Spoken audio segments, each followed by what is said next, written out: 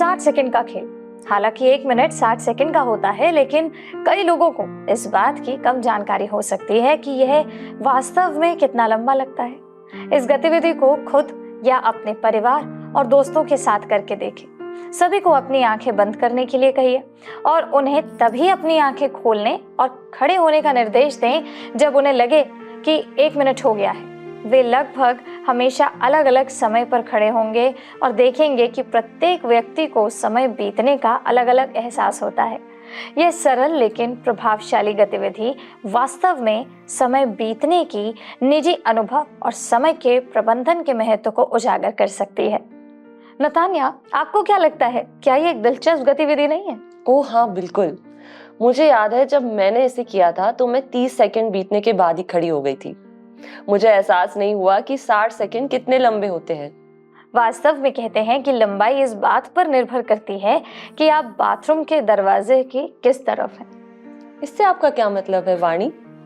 अगर आप अंदर हैं, यानी कि अगर आप बाथरूम के अंदर हैं, तो 60 सेकंड बहुत तेजी से समाप्त होते लगेंगे, और अगर आप बाथरूम के बाहर हैं तो अंदर जाने का इंतजार कर रहे हैं तो 60 सेकंड बहुत धीमे लगेंगे। ये बहुत दिलचस्प बात है। जी हाँ। आज का विषय शुरू करने से पहले हम आशा भरी नारी के एक और भाग में आप सभी का स्वागत करना चाहते हैं। दर्शकों, आज हमारे पास आप सभी के लिए एक बहुत ही दिलचस्प विषय है। मेरे पास पूछने के लिए कुछ पहेलियां हैं और उन सभी का एक ही उत्तर है। क्या आप उनका अनुमान लगाने की कोशिश करना चाहते हैं? मैं तो तैयार हूँ और मुझे लगता है कि हमारे दर्शक भी तैयार हैं। तो ठीक है, बताइए ऐसा क्या है जो कभी नहीं रुकता लेकिन हमेशा खत्म हो जाता है? ऐसा क्या है जो हमेशा दौड़ता रहता है लेकिन कभी आगे नहीं बढ़ता, और अंत में कभी आगे नहीं कभी पीछे नहीं, फिर भी तेजी से उड़ता है? एक बच्चे के लिए मैं हमेशा के लिए रहता हूँ, एक वयस्क के लिए मैं बहुत तेजी से चला जाता हूँ। बताओ मैं क्या हूँ? ये मुश्किल है नतान्या, लेकिन क्या हमारे दर्शकों में से किसी ने इसके उत्तर का अनुमान लगाया होगा? क्या आप कोई संकेत चाहेंगी? बिल्कुल। आप इसे घड़ी, दीवार पर लगी घड़ी, मोबाइल फोन पर पा सकती हैं। ये समय है। जी हाँ, आपने बिल्कुल सही कहा। ये एक ऐसी चीज है जो हम सभी के पास होती है, चाहे हम कहीं भी रहते हो या हमारी आर्थिक स्थिति कैसी भी हो। जब तक हम जीवित हैं, हमारे पास ये वरदान है, वो है समय। बिल्कुल ठीक कहा आपने। समय एक ऐसी चीज है जिसे हम दूसरों से नहीं मांग सकते, उधार नहीं ले सकते या चुरा भी नहीं सकते। हम समय का बुद्धिमानी से या मूर्खतापूर्ण तरीके से उपयोग करना चुन सकते हैं। दुर्भाग्य से खोया हुआ समय कभी वापस नहीं मिलता। बिल्कुल ठीक कहा आपने। हम अक्सर शिकायत करते हैं कि हमारे पास पर्याप्त समय नहीं है, लेकिन असली समस्या ये है कि हम समय का प्रभावी ढंग से प्रबंधन करना नहीं जानते। बिल्कुल सही। हम में से ज्यादातर लोग एक लंबे दिन तक काम करने के बाद या दैनिक दिनचर्या और जिम्मेदारियां पूरी करने के बाद घर आते हैं। हम इतना थक जाते हैं कि हमें बस एक ब्रेक की जरूरत होती है। तो हम क्या करते हैं? हम अपना फोन निकालते हैं, सोशल मीडिया पर समाचार देखते हैं या गेम खेलते हैं, या हम कोई शो देखने के लिए टीवी चालू करते हैं, या हम किसी भी अन्य तरीके से खुद का ध्यान हटाते हैं। हमें पता भी नहीं चलता कि शाम हो गई है और हम पूरा समय इन डिजिटल दुनिया से जानकारी लेने में बिता चुके हैं, जो हमें खुद से अलग करती है। हालांकि देखा जाए तो कभी कभार थोड़ा मनोरंजन करने में कोई बुराई नहीं है, लेकिन इस तरह की लगातार दिनचर्या हमारे जीवन में एक समस्या पैदा करने वाले रूप को प्रकट करती है। हम अपने समय का उपयोग कैसे करते हैं, ये बहुत मायने रखता है, क्योंकि हम जितना अधिक अपना समय दुनिया में निवेश करने के लिए उपयोग करते हैं, उतना ही हमारा जीवन दुनिया जैसा दिखाई देगा, और जितना अधिक हम दुनिया जैसे दिखाई देंगे, उतना ही हम अपने जीवन के लिए परमेश्वर की इच्छा के विरुद्ध लड़ेंगे। भजनकार दाऊद ने भजन संहिता 39:4-7 में कहा है, हे यहोवा, ऐसा कर कि मेरा अंत मुझे मालूम हो जाए, और ये भी कि मेरी आयु के दिन कितने हैं, जिससे मैं जान लूं कि कैसा अनित्य हूँ। देख, तूने मेरे आयु बालिश्त भर की रखी है, और मेरी अवस्था तेरी दृष्टि में कुछ है ही नहीं। सचमुच सब मनुष्य कैसे ही स्थिर क्यों ना हो, तो भी व्यर्थ ठहरे हैं। सचमुच मनुष्य छाया सा चलता फिरता है, सचमुच वे व्यर्थ घबराते हैं। वो धन का संचय तो करता है, परंतु नहीं जानता कि उसे कौन लेगा। और अब हे प्रभु, मैं किस बात की बाट जोऊं? मेरी आशा तो तेरी ओर लगी है। तो हम जानते हैं कि हमें दुनिया में होना चाहिए, लेकिन दुनिया का होकर नहीं। लेकिन हम सीमा कहाँ खींचते हैं, ये प्रश्न उठता है। यूहन्ना 15:19 में यीशु कहते हैं कि यदि तुम संसार के होते तो संसार अपनों से प्रीति रखता, लेकिन दुनिया उसके शिष्यों से बैर रखेगी। अगली बार जब हम सोशल मीडिया गेम खेलने के लिए अपने फोन खोलेंगे, या अगली बार जब हम टीवी देखेंगे, या अपने खाली समय में किसी अन्य तरीके का ध्यान भटकाने की कोशिश करेंगे, तो खुद से ये पूछें, क्या हम अभी जिस तरह से काम कर रहे हैं वो उन लोगों से अलग है जो मसीह का अनुसरण नहीं करते हैं? क्या हम इस तरह से जी रहे हैं कि दुनिया पहचानती है कि हम मसीह के हैं, ना कि दुनिया के? ये कुछ कठिन प्रश्न हैं, लेकिन ईमानदारी से कहूँ तो मैं भी वास्तव में आराम करने के बजाय अपने फोन पर बहुत अधिक समय बिताने की दोषी हूँ। हम सभी समय के साथ अपने अपने तरीके से जूझते हैं दर्शकों। आखिरकार अपने समय का बुद्धिमानी से उपयोग करना मसीही ज्ञान और आत्मा की प्रेरणा को सुनने का मामला है। जितना अधिक हम आत्मा का पालन करेंगे, हम उसकी आवाज के प्रति उतने ही अधिक जागरूक होंगे। नीति वचन 18:15 को ध्यान से समझिए। समझ वाले का मन ज्ञान प्राप्त करता है और बुद्धिमान ज्ञान की बात की खोज में रहते हैं। जब मैंने ये पद पढ़ा तो परमेश्वर ने मुझे कुछ समय बर्बाद करने वाले तत्व दिखाए जो हमें अपने समय का अधिकतम लाभ उठाने से रोकते हैं। जैसे कि क्या वाणी? उदाहरण देकर समझाइए। जैसे कि जब कोई काम करना हो तो टाल मटोल करना। उदाहरण के लिए हमें अपने कंप्यूटर पर कोई काम करने या किसी काम को शुरू करने से पहले अपने सभी सोशल मीडिया अकाउंट चेक करने की जरूरत नहीं है। ओ हाँ, मैं टाल मटोल करने की दोषी हूँ। ऐसे कई मौके आए हैं जब मेरे पास करने के लिए बहुत कुछ था, लेकिन मैंने टेलीविजन देखकर खुद का ध्यान भटकाने का फैसला किया। और नतान्या, क्या आप जानती हैं कि हम दोषहीनता और पूर्णता के माध्यम से भी समय को बर्बाद कर सकते हैं? वो कैसे वाणी? वो ऐसे, क्योंकि कुछ महत्वपूर्ण कामों के लिए सावधानी और बिना किसी गलती के काम करना जरूरी होता है, लेकिन अक्सर काफी अच्छे से काम पूरा हो सकता है। छोटी छोटी चीजों को छोड़ देना और जो कुछ भी हम करते हैं उसमें पूर्ण होने की कोशिश ना करना ठीक है। और अगर हमारे पास बहुत ज्यादा काम है तो दूसरों को काम सौंपना भी ठीक है। बिल्कुल, हर काम खुद करने और सिर्फ अपने तरीके से करने की जरूरत, मुझे लगता है कि ये एक ऐसी चीज है जिससे हम सभी माएं जूझती हैं। बिल्कुल ठीक। यहाँ एक लड़के की छोटी सी कहानी है जिसे समय बर्बाद करने की आदत थी। आइए इस कहानी का वीडियो देखते हैं। एक बार की बात है, एक छोटे से गांव में रोहन नाम का एक लड़का रहता था। रोहन अपने आलस और अभिलाषा की कमी के लिए जाना जाता था। उसे समय बर्बाद करने और महत्वपूर्ण कार्यों को टालने की आदत थी। अपने परिवार और दोस्तों से समय का महत्व बताने की लगातार सलाह के बावजूद रोहन इसके महत्व को नहीं समझता था। एक सुनहरे दिन में श्री गुप्ता नाम के एक बुद्धिमान बूढ़े व्यक्ति गांव में आए।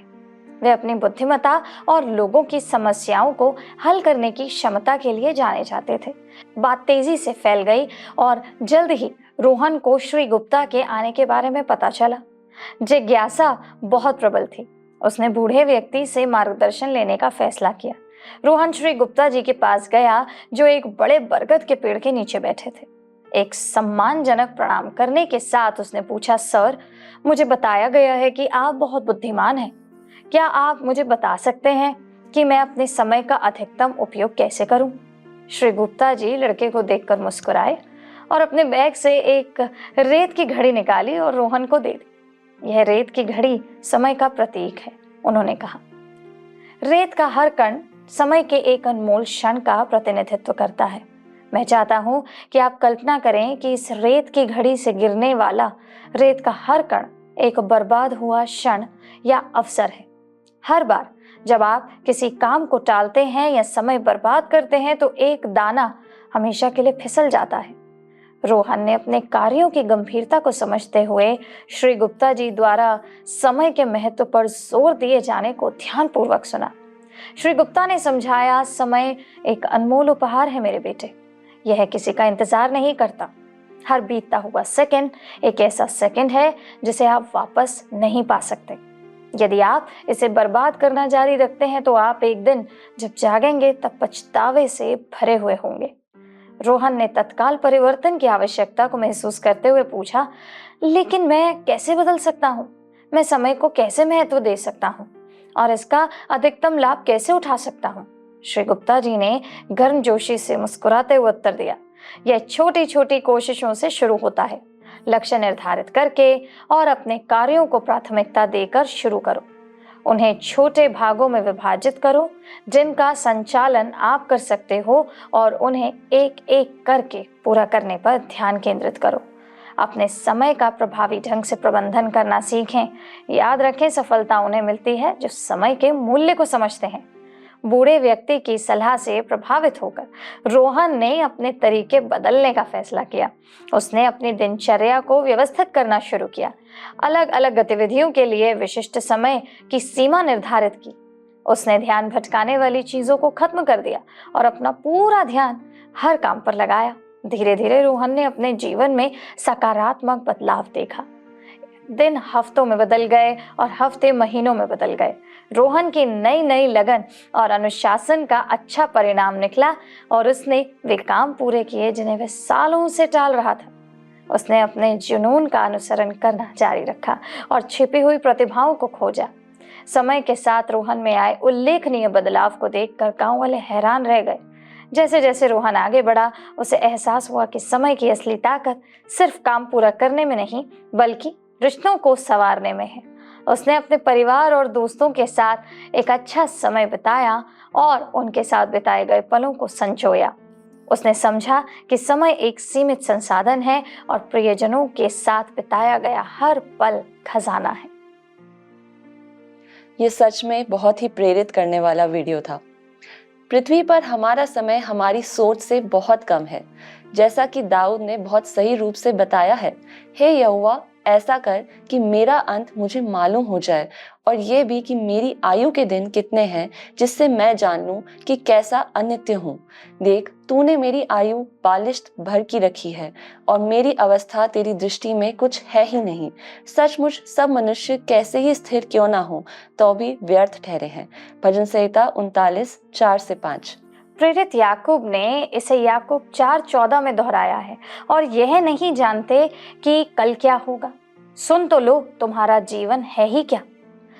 तुम तो मानो भाप समान हो जो थोड़ी देर दिखाई देती है और फिर लोप हो जाती है।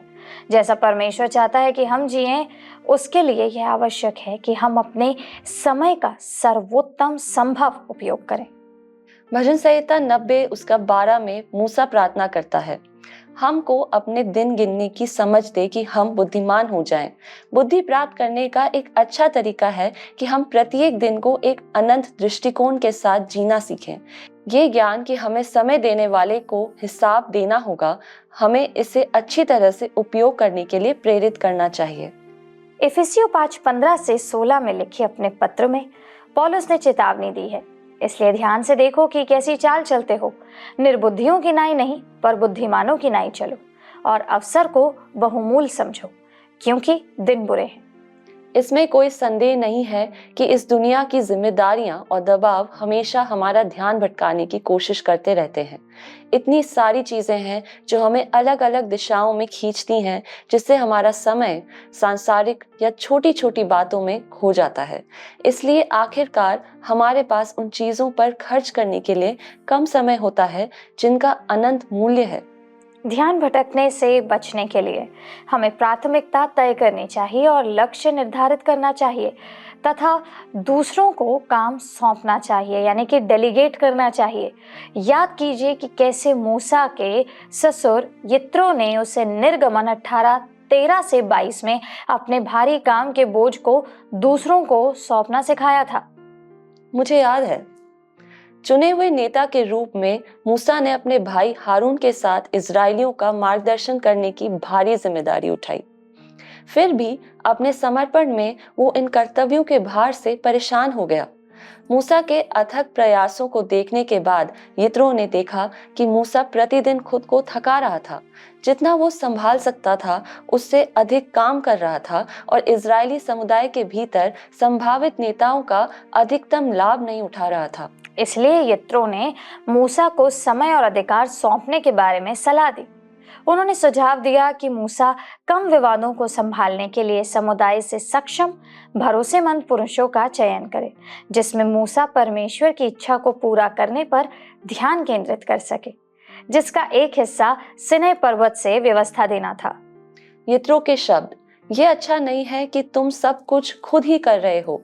अपने बोझ को साझा करके मूसा ये सुनिश्चित कर सकता था कि लोगों को समय पर न्याय मिले और साथ ही वो खुद को पूरी तरह से शक्तिहीन होने से बचा सके। वह बुद्धिमान है, क्या आपको ऐसा नहीं लगता? जी हाँ, मुझे ऐसा लगता है। लेकिन मूसा हम में से बहुतों की तरह शुरू में हिचकिचाता रहा। हम महिलाओं को भी अपनी जिम्मेदारियां और बोझों को साझा करने में कठिनाई होती है। हालांकि यित्रो की सलाह पर विचार करते हुए उसने बोझ को साझा करने के महत्व और बुद्धिमत्ता को समझा। यित्रो की सलाह को समझकर मूसा ने कामों और जिम्मेदारियों को उनकी जटिलता के आधार पर लोगों को सौंपे। छोटे मामलों को लोगों को आपस में ही सुलझा लेने को सौंप दिया गया, जिससे मूसा को अधिक चुनौतीपूर्ण मामलों पर ध्यान केंद्रित करने की स्वतंत्रता मिली। इससे संघर्ष का कुशल समाधान संभव हुआ। समस्या हल हो गई। यह वास्तव में अच्छी सलाह है और मुझे याद दिलाने की जरूरत थी कि जब मैं अपने जीवन में सब कुछ नियंत्रित नहीं कर सकती, तो मैं निश्चित रूप से चुन सकती हूँ कि मेरे समय को कौन नियंत्रित करने वाला है। बिल्कुल सही कहा आपने वाणी। आप जानते हैं कि आराम कभी भी समय की बर्बादी नहीं है। हम में से बहुत से लोग आराम से लड़ते हैं, लगातार अपने दिमाग और शरीर को व्यस्त रखते हैं। आराम एक ताजगी है जो हमें समय को बेहतर उपयोग करने के लिए तैयार करती है। ये हमें ये भी याद दिलाता है कि आखिरकार परमेश्वर के ही नियंत्रण में सब कुछ है और वही हमारी हर जरूरत को पूरा करता है। जब हम अपने समय का सही प्रबंधन करना चाहते हैं, तो हमें आराम के लिए नियमित समय निर्धारित करना चाहिए। मत्ती 6:33 कहता है, इसलिए पहले तुम उसके राज्य और धर्म की खोज करो, तो ये सब वस्तुएं तुम्हें मिल जाएंगी। अपने जीवन को व्यवस्थित करने के लिए हमें परमेश्वर के साथ नियमित रूप से प्रतिदिन समय निर्धारित करने की जरूरत है। यह वही है जो हमें दिए गए कार्यों को पूरा करने के लिए तैयार करता है। यह वही है जो हमारे दिनों को निर्देशित करता है। सबसे बुरी बात जो हम कर सकते हैं वह है अपने समय का इस तरह प्रबंधन करना मानो वे हमारा है। समय परमेश्वर का है, इसलिए हमें उसका सबसे अच्छा उपयोग करने के लिए उसकी बुद्धि मांगनी चाहिए। परमेश्वर के साथ बिताया गया और उसे जानने में लगाया गया, उनके वचन को पढ़ने में बिताया गया और प्रार्थना करने में बिताया गया समय कभी भी व्यर्थ नहीं जाता। मसीह की देह का निर्माण करने और परमेश्वर के साथ दूसरों से प्रेम करने में बिताया गया समय अच्छी तरह से बिताया गया समय है। हमें ऐसे जीना चाहिए जैसे कि हर मिनट मायने रखता हो, क्योंकि ये वास्तव में मायने रखता है। हर 24 घंटे में परमेश्वर हमें 86,400 सेकंड देते हैं। परमेश्वर कहते हैं कि हम इसका जिस तरह से चाहें उपयोग कर सकते हैं, लेकिन दिन के अंत में जो समय उपयोग नहीं किया जाता है या जिसका दुरुपयोग किया जाता है, हम उसे खो देते हैं। यह हमेशा के लिए चला जाएगा, हम इसे कभी वापस नहीं पाएंगे।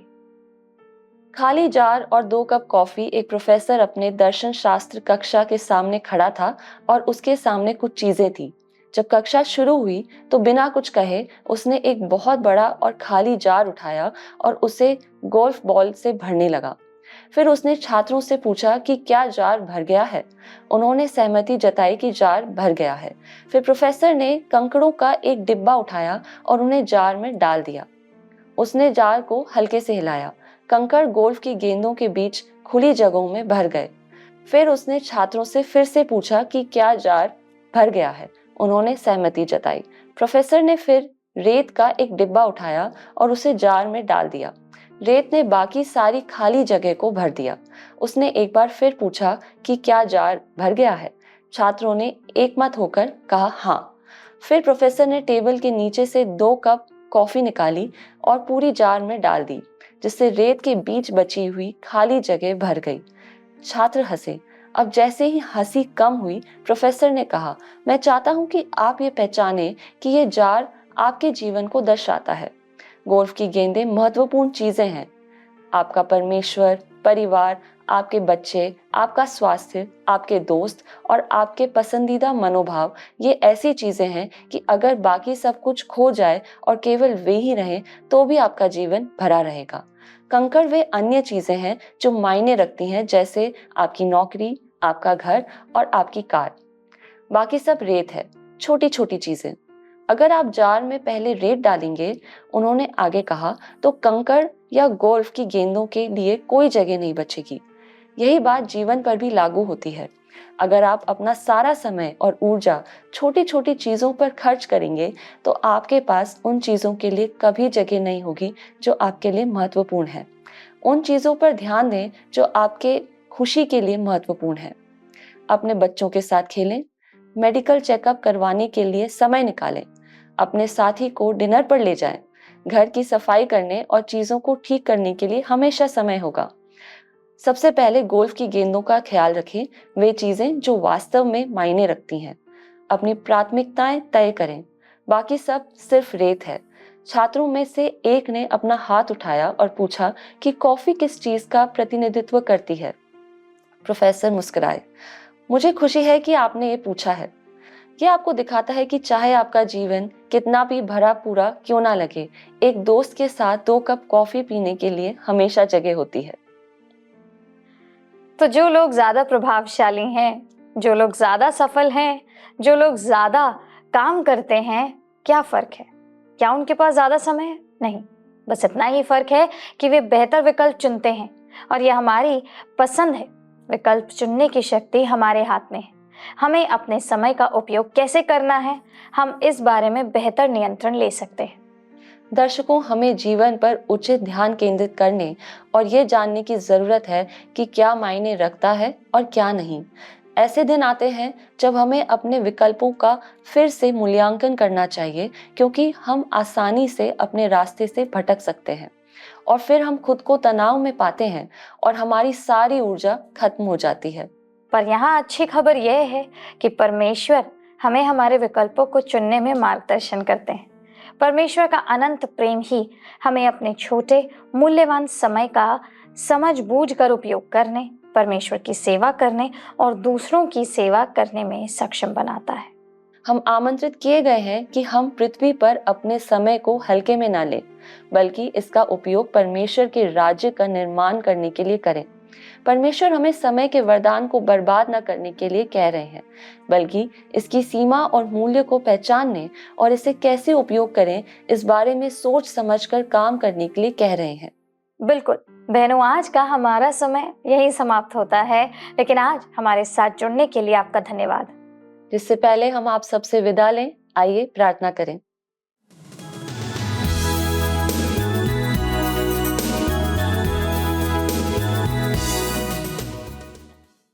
आइए प्रार्थना करें।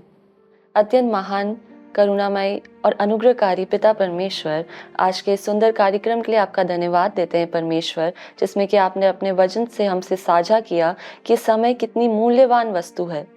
परमेश्वर, हम चाहते हैं कि हम समय के मूल्य को समझने वाले बने पिता परमेश्वर, और होने दीजिए परमेश्वर कि हम जैसे वो गोल्फ की बॉलें हैं, वैसे परमेश्वर हम भी ये सीखें कि हमारे जीवन में क्या चीज़ें महत्व देती हैं, चाहे वो हमारा परिवार हो, चाहे वो आपसे हमारी संगति हो। परमेश्वर, हम चाहते हैं कि आप हमारा मार्गदर्शन करें और हमें समझाएं और हमें सही रास्ते पर लेकर आए परमेश्वर, कि हम उस सही समय को उस सही तरीके से इस्तेमाल करने वाले बन सकें।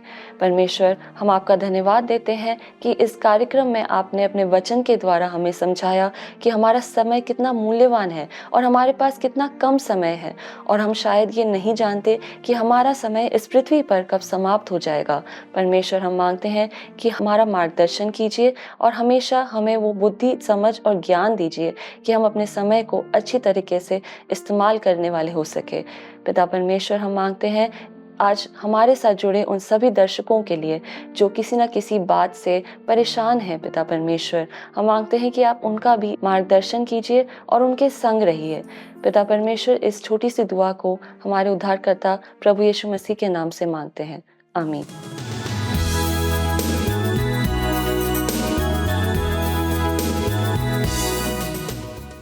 तो दर्शकों, हमें उम्मीद है कि आज के इस भाग में आपने समय का सही सदुपयोग जरूर सीखा होगा और अपने जीवन में अनुसरण जरूर करेंगे और परमेश्वर को प्राथमिकता जरूर देंगे।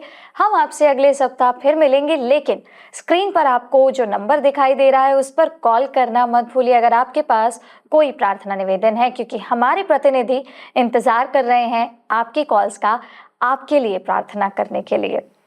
हम आपसे मिलेंगे इसी दिन, इसी समय। तब तक के लिए प्रभु आपको आशीषित करे।